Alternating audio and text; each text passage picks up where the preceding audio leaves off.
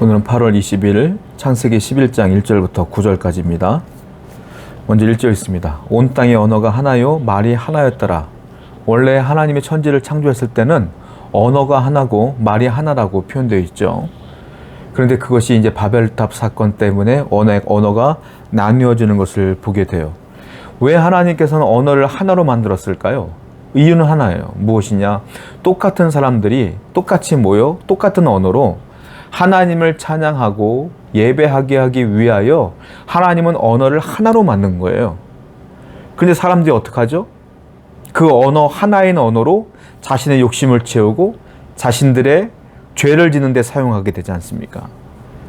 그러니까 하나님께서 그 언어를 흩으시는 것을 보게 되는 거예요. 하나님이 주시는 것을 자신의 욕심을 채우는데 최선을 다하여 사용합니다. 우리는 그걸 알아야 돼요. 하나님이 주신 것을 통하여 하나님의 영광을 위해 그것을 사용해야지 내 욕심을 위해 사용한다는 건 하나님께서 보시기에 올바른 건 아니다라는 것입니다. 어떤 분에게는 좋은 머리를 주신 분도 있고요. 좋은 재주를 줬고 또한 물질의 능력도 줬고 이런 것들도 많지 않습니까? 그런 것들을 전부 다 하나님을 위해 사용해야 된다라는 거죠. 내 자신의 욕심을 세우다 보면 하나님이 걷어가셔요. 그러니까 항상 우리는 하나님을 위하여 모든 것들을 사용하리라 결심하시고 그것이 바로 하나님의 영광을 위해 살아가는 성도의 삶이라는 것을 기억하시기 바랍니다.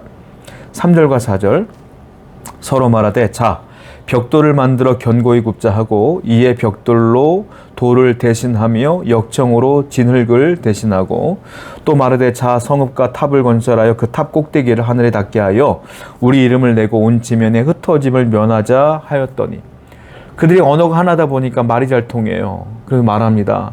야 돌을 하지 말고 벽돌을 진흙으로 만들어서 구워보자. 그래서 기술이 발달해요. 벽돌이라는 것은 대단한 발명품입니다. 그리고 그 안에 역청을 발라서 접착제 역할을 하게 합니다. 그러면서 또 말합니다. 이 탑을, 이 성읍을 높이 쌓아올라 하늘에 닿게 하자. 여러분, 탑이 아무리 높아봤자 하늘에 닿을 수가 없겠죠. 이것은 그들의 욕심을 뛰어넘는 망상입니다. 망상. 할 수 있을 것 같은 망상에 사로잡혔어요. 그리고 하나님처럼 되고자 하는 욕심과 망상에 휩싸여 있게 되는 것이죠. 어떻게든 하나님처럼 되고자 하는 인류의 최초의 죄를 지은 아담이 왜 죄를 지었어요? 하나님처럼 되려다가 인류의 죄의 조상이 된 거잖아요. 지금 바벨탑 사건도 마찬가지예요. 이 후손들도 노아의 후손들도 뭐라고 하는 거예요? 이 탑을 쌓아서 하늘에 닿게 하자. 우리가 하나님처럼 되자. 이 말이에요. 이 망상에 빠져 있는 것이다 라는 겁니다. 여러분 우리는 아무리 내 인생이 잘 풀리고 내가 능력이 있는 사람으로서 세상에 추앙받는 사람이 될지라도 이런 망상에 빠져서는 안 된다. 하나님처럼 되려는 죄에서 벗어나야 되고요. 그 탑을 쌓아 올라 탑을 바라보는 자가 아니라 높이 계신 하나님을 바라보는 자가 되어야 된다. 내가 탑에 올라가는 자가 아니라 높이 계신 하나님을 바라보는 자가 되어야 된다. 끝까지 겸손하게. 끝까지 하나님을 붙들고 살아가는 여러분 되기를 축원드립니다. 5절입니다. 여호와께서 사람들이 건설하는 그 성읍과 탑을 보려고 내려오셨더라. 하나님께서 기가 막힌 거죠. 그래서 하늘 보좌에서 그 건설 현장까지 내려오신 거예요. 하나님께서. 참 이게 재밌는데 하나님은 항상 죄가 있는 곳을 찾아오셔요. 아담과 하와가 선악과를 먹었을 때에 하나님은 동산에서 아담에게 찾아오십니다. 아담아 하고 불렀어요. 아담이 선악과를 먹기 전에는 하나님이 아담을 부르지 않았어요. 그런데 죄를 짓고 아담아 불러요. 그리고 하와를 만나죠. 누가 이걸 먹게 했느냐라고 불러요. 죄를 지을 때마다 하나님이 그들을 찾아오시더라라는 것이죠. 이번에도 바벨탑을 쌓는 그 현장 속에 하나님이 내려오셨다. 하나님은요, 인간의 죄성을 잘 아십니다. 그래서 인간이 죄를 지으면 인간이 멸망할까봐, 그들이 하나님을 떠날까봐 기회를 주시고자 그 현장에 오신다. 기억하셔야 돼요. 여러분들이 죄를 짓는 현장에 있고 여러분들이 죄를 짓고 있으면 하나님은 멀리 떠나서 안 보이는 곳에 있는 것이 아니라 여러분 옆에서 눈을 시퍼렇게 뜨고 그 죄 현장을 보고 있음을 아셔야 돼요. 그걸 알면 죄를 지을 수가 없죠. 하나님은 반드시 죄를 짓고 있는 나를 주목하고 있음을 기억하실 때 우리는 죄에서 멀어질 수가 있다라는 겁니다. 6절부터 9절입니다. 여호와께서 이르시되 이 무리가 한 족속이요 언어도 하나이므로 이같이 시작하였으니 이후로는 그 하고자 하는 일을 막을 수 없으리로다.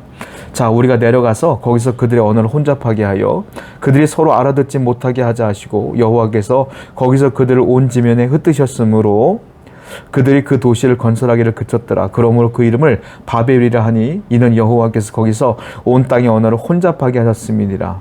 여호와께서 거기서 그들을 온 지면에 흩으셨더라.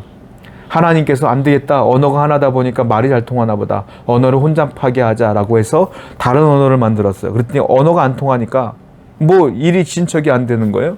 그래서 바벨탑이 만들어지다가 그만됐다라는 겁니다.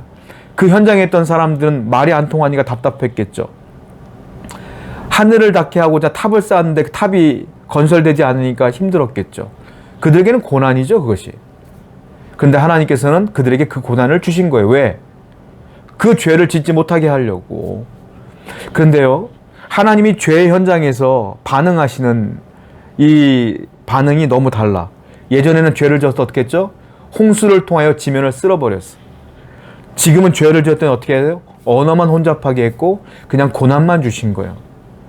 왜? 하나님이 약속했거든. 이제는 이 자연이 순환되도록 놔둘게. 나는 이 땅을 안 건들 거야. 이 심판하지 않을 거야. 라고 무지개를 통해 언약했거든. 대신에 그 죄 짓고 있는 그 사람들에게 고난을 주고 실패를 주는 거예요. 이게 하나님의 방법이에요, 이제. 여러분, 우리가 죄를 지을 때 하나님은 우리를 사랑하시기 때문에 고난을 주십니다. 실패를 주십니다. 그것은 징계라고 합니다. 징계는 사랑하는 사람에게 주는 거예요. 내 부모가 내가 잘못된 삶을 살면 회초리로 징계합니다. 똑바로 살으라고. 이거 잘못한 것을 깨닫게 하기 위하여. 그런데요, 길가에 지나가는 이웃 아저씨가요, 내가 아무리 잘못해도요, 나 징계하지 않아요. 그렇죠? 학생들이 길거리에 담배를 피잖아요. 부모는 답답해서 애를 불러다가 앉혀놓고, 얘, 너 이제 중학생 1학년뿐이 안 됐는데 담배 피면 어떡해? 라고 말하지만 지나가는 사람들은 에휴, 저것들 하고 넘어가는 거야, 그냥. 징계는 사랑하는 사람이 하는 거예요. 하나님이 여러분들이 죄를 지으면 징계하십니다. 그것이 실패로 고난으로 올 수도 있어요. 나는 힘들죠. 그러나 그때 깨달으라는 뜻이야. 회개하고 돌아오면 하나님께서 용서해 주신다. 우리는 돌이키는 것만 하면 돼. 자복하고 돌이키면 돼. 자복하고 돌이키면 돼. 그러면 또 다른 은혜가 기다리고 있음을 기억하여서 고난의 현장에 있는 여러분들 다시 기도함으로 승리의 길로 가는 여러분 되기를 축원드립니다. 기도하겠습니다. 오늘도 하나님의 은혜를 경험키를 원합니다. 언제나 겸손하게 모든 영광을 주님께 돌리며 살아가게 하여 주옵소서. 예수님의 이름으로 기도드렸습니다. 아멘.